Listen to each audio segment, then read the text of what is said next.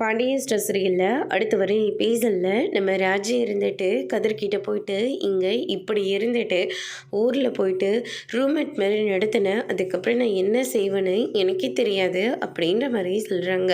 அப்படியெல்லாம் நடந்துக்க மாட்டேன், எப்போவுமே நீ இப்படி தானே சொல்லுவ, அதுக்கப்புறமா ரூம்மேட் மாதிரி தான் என்னை நடத்துவ அப்படின்ற மாதிரி சொல்கிறாங்க. கதிர் இருந்துட்டு இந்த வாட்டி அந்த மாதிரி மிஸ்டேக் நடக்கவே நடக்காது, போதுமா, என்னோட விருப்பம் ஆசை எல்லாத்தையும் உங்ககிட்ட சொல்லியாச்சு, இதுக்கப்புறம் நான் எதுக்காக உன்னை ரூம்மேட் மாதிரி நடத்த போகிறேன் அப்படின்ற மாதிரி கதிர் சொல்லிடுறாரு.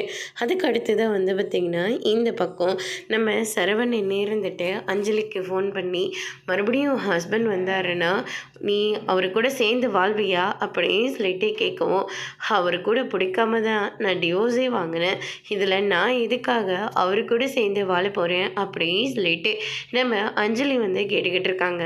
அதுக்கு அடுத்ததான் பார்த்திங்கன்னா சரவணன் இருந்துட்டு என் வாழ்க்கையிலையும் அந்த மாதிரி தான் நடந்துக்கிட்டு இருக்கு அப்படின்ற மாதிரி சொல்கிறாங்க.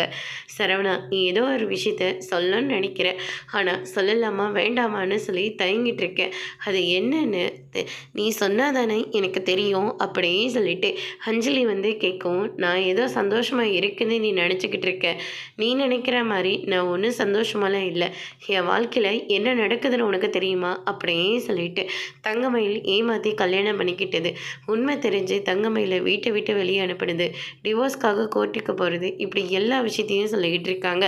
அதோடு இன்னைக்கான பிரம முடிச்சிருக்காங்க.